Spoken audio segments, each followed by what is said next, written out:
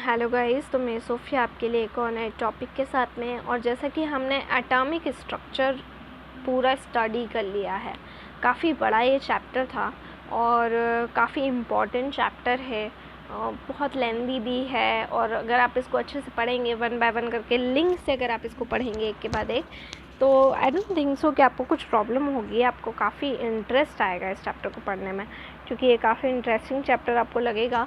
तो थोड़ा इंटरेस्ट लेके पढ़िएगा जो भी इम्पॉर्टेंट टॉपिक्स हैं इस चैप्टर के, क्योंकि काफ़ी इम्पॉर्टेंट है। बेसिक नॉलेज अगर आपको केमिस्ट्री का चाहिए तो आपको यहीं से मिलेगा।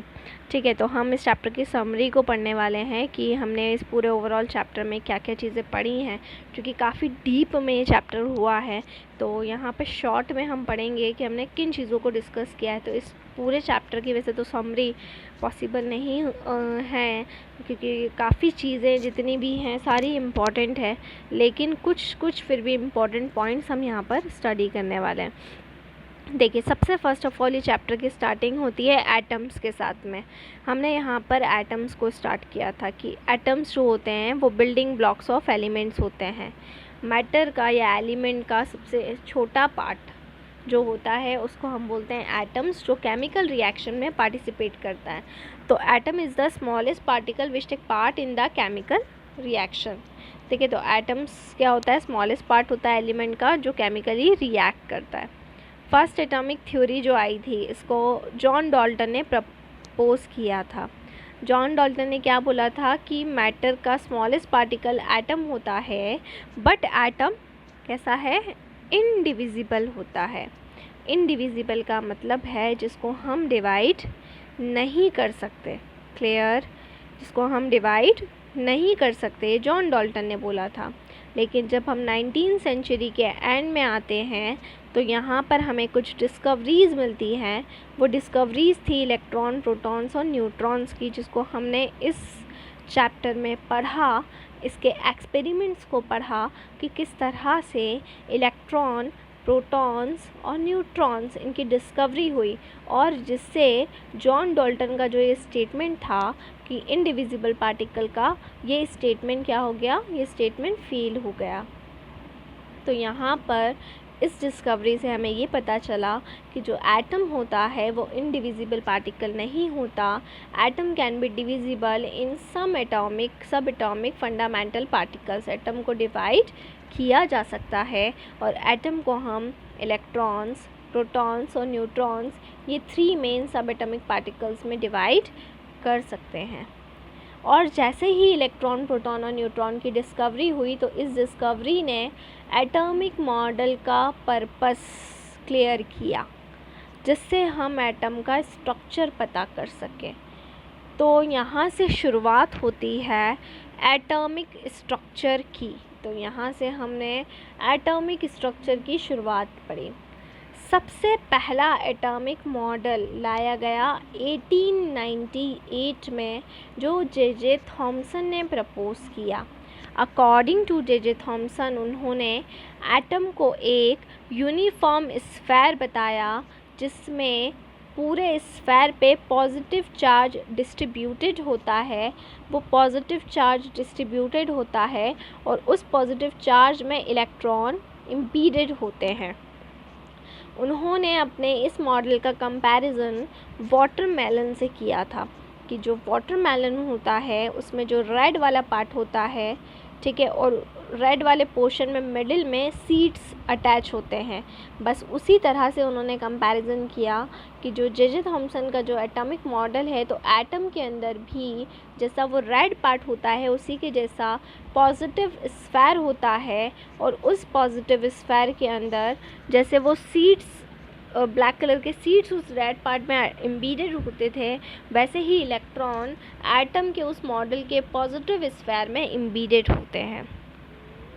ठीक है, थॉमसन के इस मॉडल के अकॉर्डिंग जो एटम का मास होता है वो पूरे एटम में स्प्रेड होता है। पॉजिटिव चार्ज के फॉर्म में वो पूरे एटम में स्प्रेड होता है। लेकिन इस चीज़ को रदरफोर्ड ने फिर क्या किया, रॉन्ग प्रूफ किया, क्योंकि जे थॉमसन के बाद में अपना अगला मॉडल लेके आए रदरफोर्ड, जिन्होंने एक famous alpha particle scattering experiment किया था। Alpha particle scattering experiment Rutherford ने 1909 में किया था। और अकॉर्डिंग टू रदरफोर्ड कि जब उन्होंने वह एक्सपेरिमेंट किया तो उन्होंने ये कंक्लूजन निकाला कि एटम जो है वो टाइनी पॉजिटिव चार्ज को कैरी करता है, जिसको हम कहते हैं न्यूक्लियस, जो उसके सेंटर पर मौजूद होता है। ठीक है, और इलेक्ट्रॉन्स जो होते हैं वो सर्कुलर ऑर्बिट्स के अंदर रिवॉल्व होते रहते हैं। रदरफोर्ड ने ये भी बोला कि पूरे एटॉमिक मॉडल के अंदर जो पूरा एटम होता है उस पे जो मास होता है वो केवल सेंटर पर होता है, क्योंकि जब उन्होंने अल्फ़ा पार्टिकल्स को पास कराया तो 99.9% जो अल्फ़ा पार्टिकल्स थे वो इस पूरे एटम में से स्ट्रेट निकल गए। और कोई भी चीज़ पूरे एटम में से स्ट्रेट तब निकल सकती है जब उसको खाली स्पेस मिले। तो अकॉर्डिंग टू रदरफोर्ड मॉडल की जो एटॉमिक मॉडल होता है वो पूरा की पूरा होलो है, खाली है, केवल मास कहाँ पर कैरी है, न्यूक्लियस पे कैरी है। इसके अलावा उन्होंने अपने मॉडल को सोलार सिस्टम से कंपेयर किया था, जैसे कि सन के आसपास जो प्लैनेट्स होते हैं वो कंटिन्यूसली क्या होते रहते हैं, घूमते रहते हैं। उसी तरीके से एटम के अंदर भी सर्कुलर ऑर्बिट्स होती हैं जिस पर इलेक्ट्रॉन घूमते रहते हैं। तो इलेक्ट्रॉन को प्लैनेट से कंपेयर किया और इलेक्ट्रॉन को प्लैनेट से कंपेयर करने के बाद में जो न्यूक्लियस था उसको सन बोला। ठीक है, क्लियर। बट यहाँ पर देखिए थॉमसन मॉडल में का इम्प्रूवमेंट था, रदरफोर्ड मॉडल ने काफ़ी इम्प्रूवमेंट किया और थॉमसन मॉडल से एक बेटर मॉडल दिया। बट यहाँ पर उन्होंने एटम की स्टेबिलिटी के बारे में कुछ भी डिस्कस नहीं किया। ये भी नहीं बताया कि जो इलेक्ट्रॉन होते हैं वो न्यूक्लियस की तरफ फॉल क्यों होते हैं। ठीक है, तो ये सबसे मेन जो थी वो डिफ़िकल्टी रही रदरफोर्ड मॉडल की। ठीक है, क्योंकि distribution relative energy of electron nucleus के आसपास क्या है इसके बारे में रदरफोर्ड ने कुछ भी नहीं बताया था। क्लियर।